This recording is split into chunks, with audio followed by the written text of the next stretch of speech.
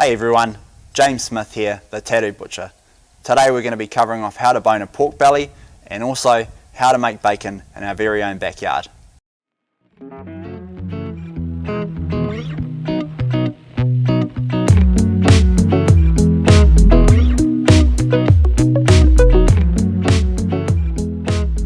belly. The first step that we need to do is we need to remove this stuff called cool fat, okay? It's a really good bit that we can throw into our sausage meal or mince to fatten it up if we want. And all we need to do when we first take it off is we want to make a nice light cut, not all the way through, with our nice sharp knife, and just peel that off. So should come off quite easily and with not much force. So once that's taken off, then what we want to do is we just want to remove this little piece of meat that sits along here. This is just something that's a little bit excess, and we can add that again into our trim or sausage trim if we wanted to. Next step, we're going to be removing our pork rib. Okay, so to remove our pork rib, the bone just sits flat under here. So the first thing that we do is we remove this piece of meat. We just kind of start to put a little cut under it and slightly move it to the side. Okay, so flat, knife is staying nice and flat. Real gently, again, just using the tip and opening it up. Okay, so we can see the full depth of that bone there. So the next step after we've cleared our bone is to remove this piece of soft cartilage that just sits down in here. So we can take that off with the whole bone, but because we're going to be using these for ribs, I like to kind of just take that off now. So as you see, I just made a nice little soft cut and I've only pressed through the bone. Okay, so we've only just crossed through that bone, and now all I'm going to do is almost just scoop it out. Just as I did that, I just point the blade upwards into it. I'll take that out. It's a really good little soft bone to use for your stocks or any kind of anything you want to make a bit of a broth with it. Adds a bit of flavour to it. Now the next step is just finishing off taking that rib bone out.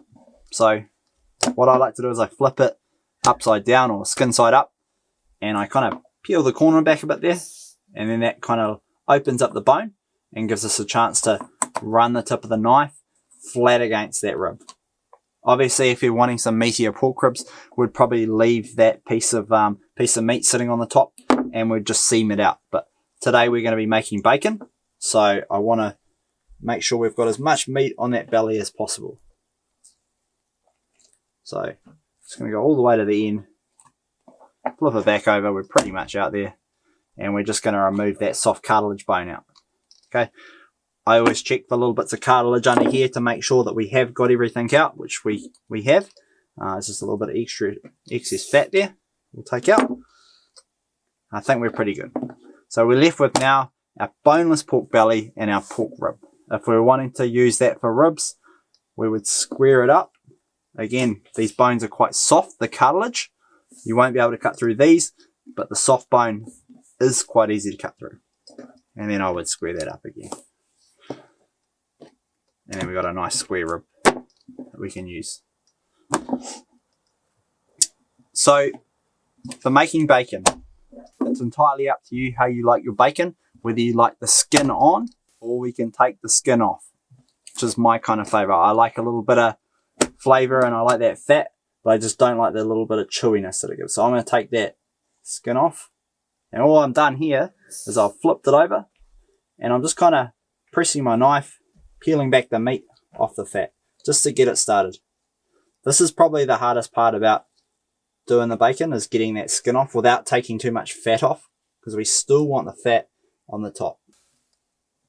So now that I've kind of peeled a bit back there, what I like to do is I like to grip onto it and I like to point my blade down and I push down into that fat so that I don't cut as much into the skin side. And we still keep that fat on. So as I do this, I kind of roll my pork belly up so I'm not working on top of myself. And I just continue to peel and cut with the blade down. If we have the blade up, we're going to start to cut into our pork belly.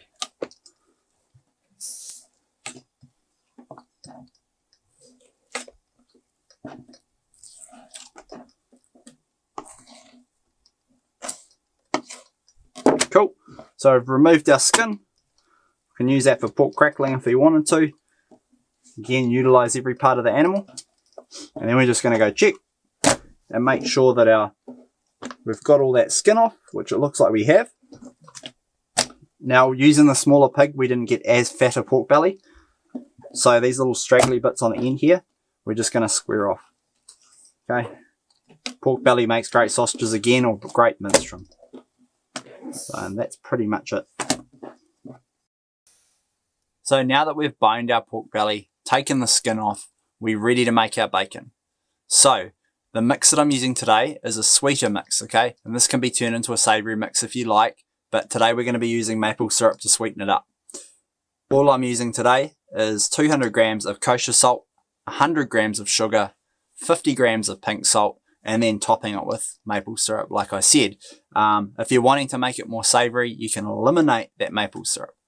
Entirely up to you, but to me it gives it a really nice sweet flavour when we smoke it. So, really easy from here on out. All I'm going to do is I have a clear seal bag, and I put my pork belly inside of it.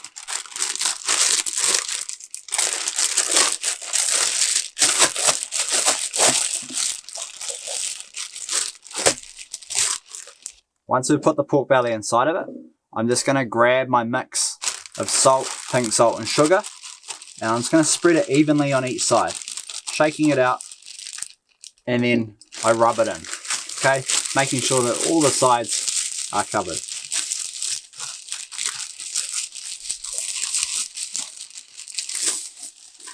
So that mix there would be enough for one pork belly. And then I'm going to do the same on the other side. Rubbing it over nice and evenly on both sides.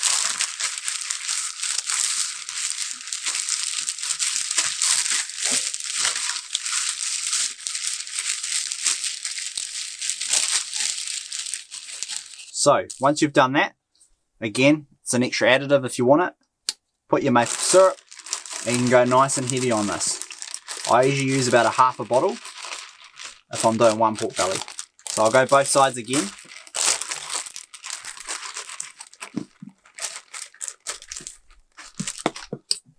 Chuck that to one side so I don't get my hands too messy. Kind of move it around and spread that maple syrup over all sides. Don't have to be too anal on this. It is going to sit in the fridge for a little while, so it will soak all of it up over time.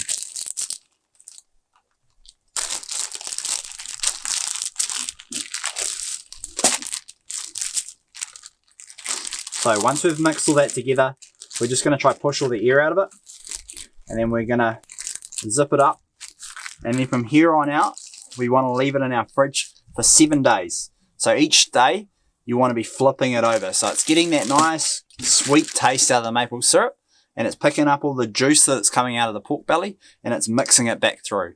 And then once you're done after the 7 days, you want to take it out of the fridge, give it a real good solid rinse, rubbing out all that salt, and then we're ready to smoke. So we've rinsed our bacon off, we've got all that excess salt off, now we're ready to smoke. So I've preheated my barbecue to 100 degrees Celsius, and now I'm ready to put my bacon in.